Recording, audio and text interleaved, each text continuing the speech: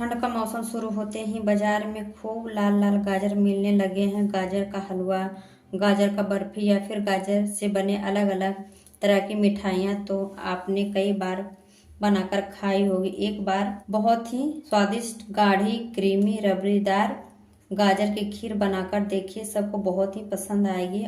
और आज हम इस खीर को बिना चीनी के गुड़ के साथ बनाकर तैयार करेंगे। तो चलिए बनाना शुरू करते हैं। गजरेला या फिर खीर बनाने के लिए मैं यहाँ पर ले रही हूँ 250 ग्राम लाल वाले गाजर लिए हैं। अगर आपको लाल गाजर ना मिले तो फिर वैसे तो खीर बनाने के लिए आप ऑरेंज गाजर भी ले सकते हैं, लेकिन ठंड के मौसम में यह लाल गाजर बहुत ही आसानी से मिल जाते हैं।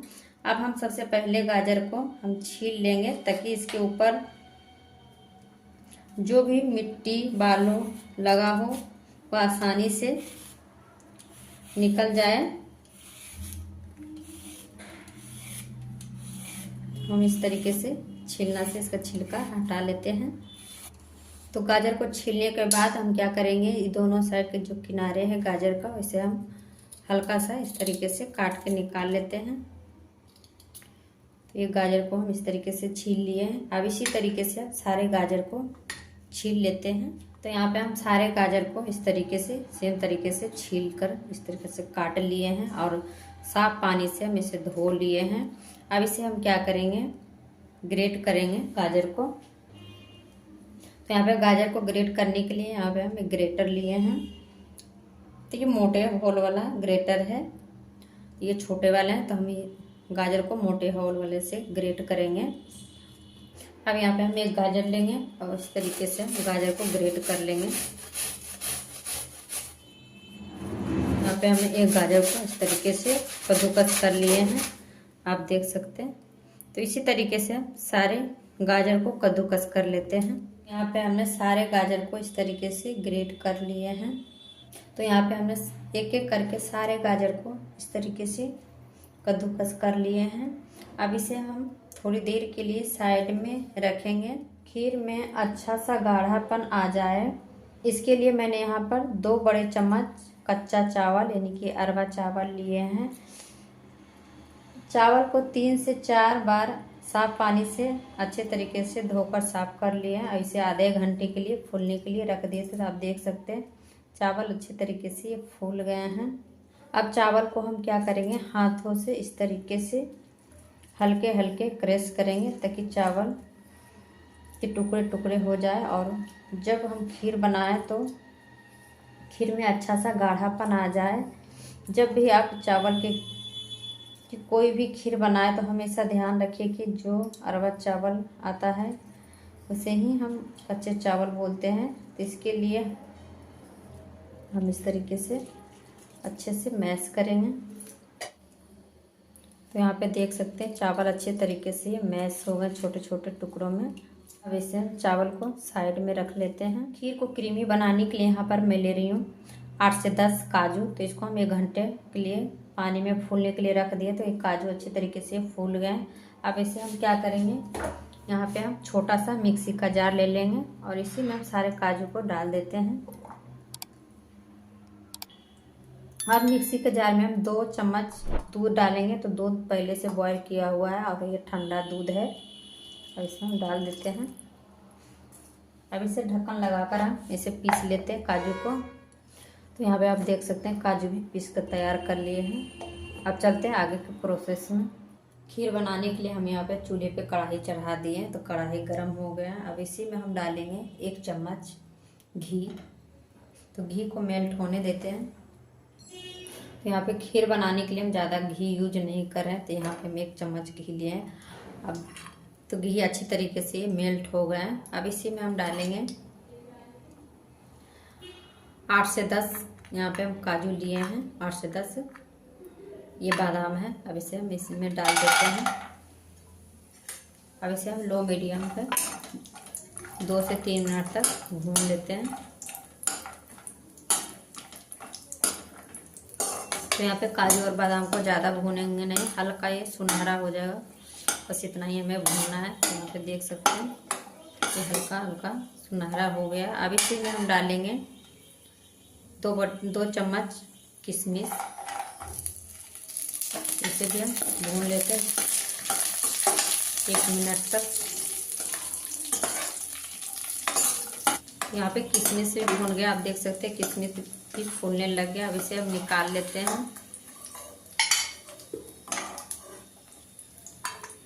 तो यहाँ पे हम सारे ड्राई फ्रूट को निकाल लिए हैं। अब इसे हम ठंडा होने के बाद छोटे छोटे टुकड़ों में काट लेंगे। अब इसी घी में हम जो गाजर कद्दूकस कर रखे थे, अब इसे हम डाल देते हैं।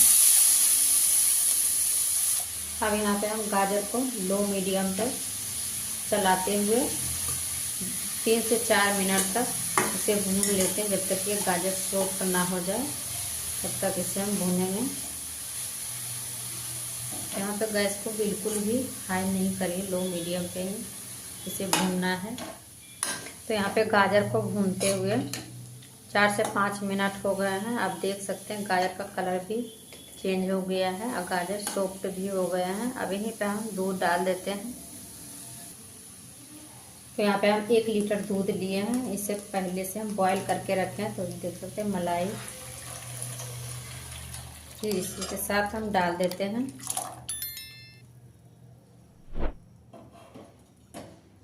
अब इसे चला लेते हैं। दूध डालने के बाद अब इसी में हम डालेंगे जो चावल फुला कर रखे थे, इसका पानी हम सारा निकाल दिए। अब इसको भी हम यहीं पे डाल देते हैं।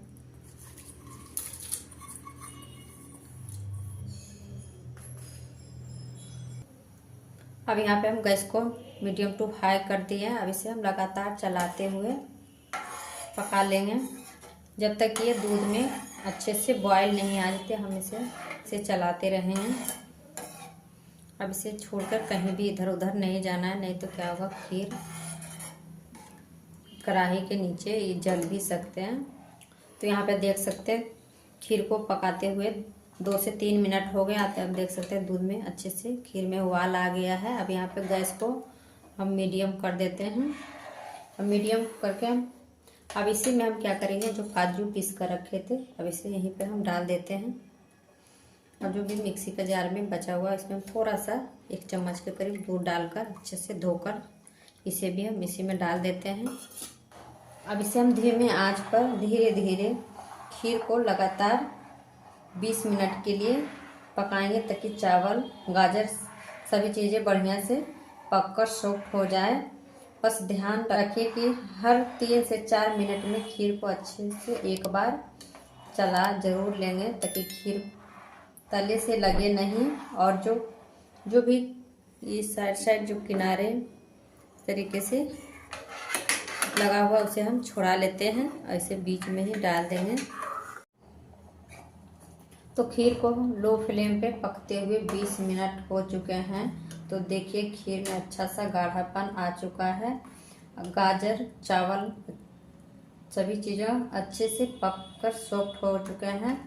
अब इसके स्वाद को और ज़्यादा बढ़ाने के लिए इसमें थोड़ा सा केसर डालेंगे। अगर आपके पास केसर हो तो आप ज़रूर से गाजर के खीर में केसर डालिए, इससे बहुत ही अच्छा सा टेस्ट आता है खीर में। अगर आपके पास नहीं है तो आप बिना केसर के भी खीर बना सकते हैं। तो यहाँ पे अच्छे से केसर को हम मिक्स कर दिए हैं। अब इसे हम बीच बीच में चलाते हुए 5 मिनट और लो फ्लेम पे इसे हम पका लेते हैं। तो जो भी ये साइड इस तरीके से क्रीम इस तरीके से उसे हम छोड़ा लेते हैं और इसे खीर में मिक्स कर देते हैं। केसर डालने के बाद इसे हम 5 मिनट और पका लिए हैं। तो टोटल 25 मिनट खीर को पकाने में लगा है लो मीडियम पे। तो आप देख सकते हैं ये कितने गाढ़े बनना है और एकदम परफेक्ट है। जैसे जैसे ये ठंडे होंगे वैसे से ठीक हो जाएंगे। अब इसमें ज़्यादा इसे हम गाढ़ा बिल्कुल भी नहीं करेंगे। अब इसमें हम फ्लेवर के लिए डाल रहे हैं 1/4 चम्मच इलायची पाउडर। तो इसे हमने 2 से 3 इलायची को अच्छे तरीके से कूट कर लिए हैं और उसको छिलका हटाकर इसको बीज को हम इस तरीके से कूट कर लिए हैं। अब इसे हम अच्छे से मिक्स कर देते हैं। अब यहीं पे हम डाल देंगे जो ड्राई फ्रूट को हम घी में इस तरीके से फ्राई करके रखे थे, अभी से भी यहीं पर हम डाल देकर अच्छे से भी हम मिक्स कर लेते हैं। तो यहाँ पे खीर में हम चीनी नहीं डालेंगे, तो आज हम खीर गुड़ से बना रहे हैं। तो अब यहीं पे हम गैस को बंद कर देते हैं। अब हल्का सा ठंडा होने देते हैं। अब चूल्हे पे हम चढ़ाएंगे एक पैन। अब इसी में हम डालेंगे हाफ कप जितना पानी। अब इसी में हम डालेंगे हाफ कप जितना गुड़। तो ये गुड़ वजन के हिसाब से 125 ग्राम है गुड़। आप मीठा अपना अकॉर्डिंग के हिसाब से कम या ज़्यादा कर सकते हैं। तो यहाँ पे गुड़ को हम छोटे छोटे टुकड़ों में इस तरीके से तोड़ लिए थे। अब इसे हम अच्छे से चलाते हुए मेल्ट कर लेते हैं। तो यहाँ पे गुड़ जब तक ये मेल्ट नहीं हो जाते, हम गैस को लो मीडियम रखे हैं। इसे हम चलाते हुए अच्छे से मेल्ट कर लेते हैं। तो इसमें उबाल भी आ गया है। अब इसे ज़्यादा पकाने की ज़रूरत नहीं है। अभी पे हम गैस को बंद कर देते हैं और इसे 2 मिनट के लिए ठंडा होने देते हैं। तो यहाँ पे खीर को रखे हुए 10 मिनट हो गए। तो आप देख सकते हल्का सा ये खीर ठंडा भी हो गया। जैसे से ये ठंडा हो रहा है, खीर काफ़ी थिक हो रहा है। तो आप देख सकते हैं।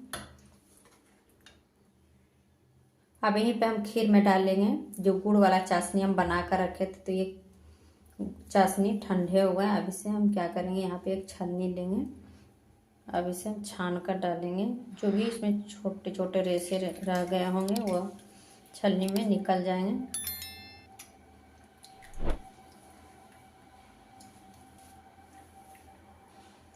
अब अच्छे से हम खीर को मिक्स कर देते हैं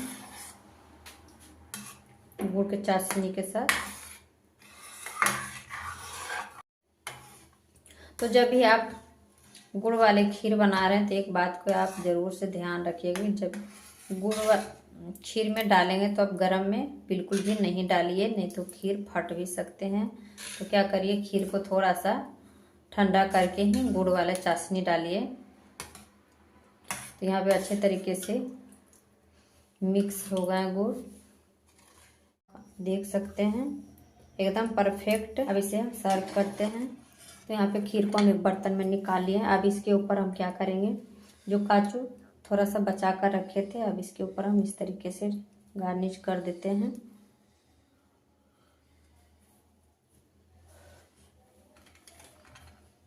जो कि खाने में बहुत ही टेस्टी लगता है।